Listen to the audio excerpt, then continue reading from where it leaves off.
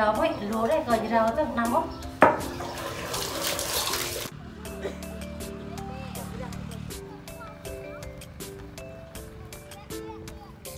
bay lên trên cồn cao,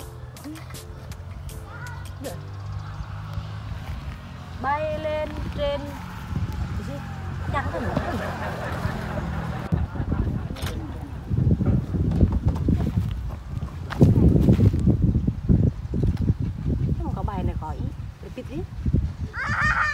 Bay lên trên cồn cao giữ lộc tắc đấy để mong nó tôi biết đấy họ muốn ta bay bị mà đi nhớ bay rắc mỏ đi vì bay nó cái con nhận để xem một rắc từ bay đi bé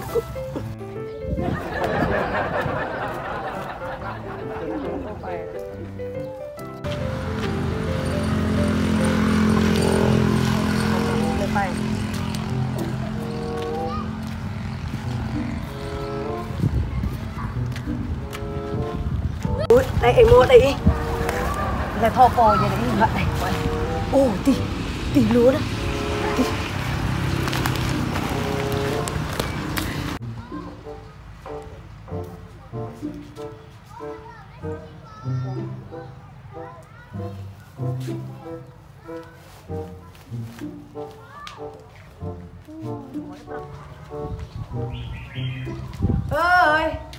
ơi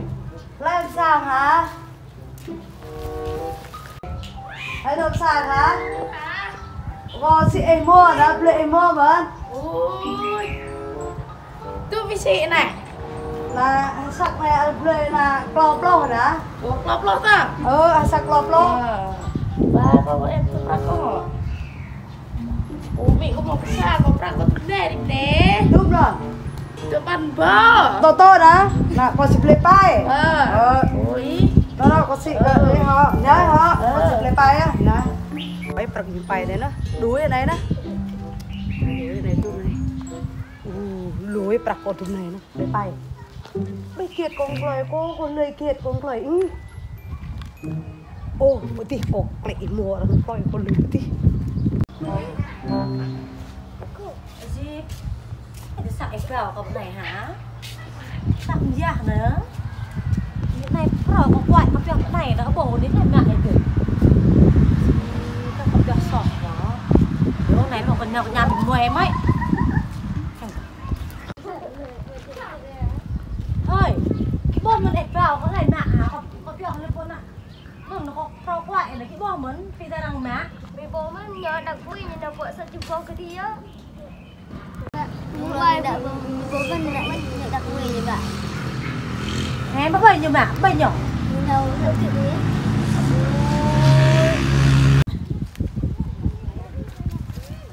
xem ăn bài này nè tạch bộ phôi như này nữa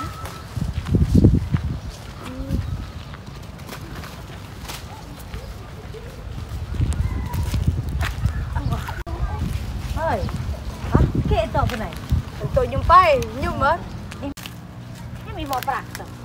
là có lệ bờ đang biến nôn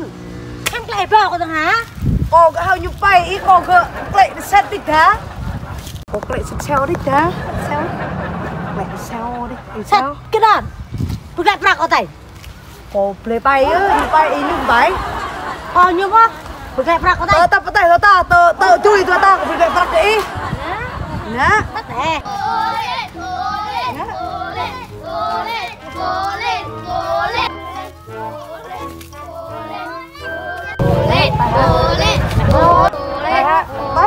tay lao á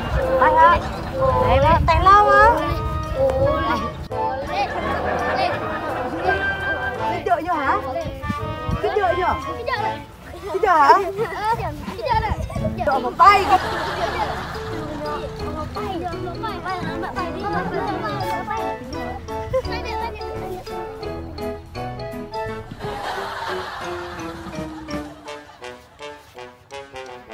bây giờ tôi biết rồi thôi bài là không có ôi lại tay như bài sang cò nè nè như bài sang cò nè Nới như bên mồi. Ui. Lắm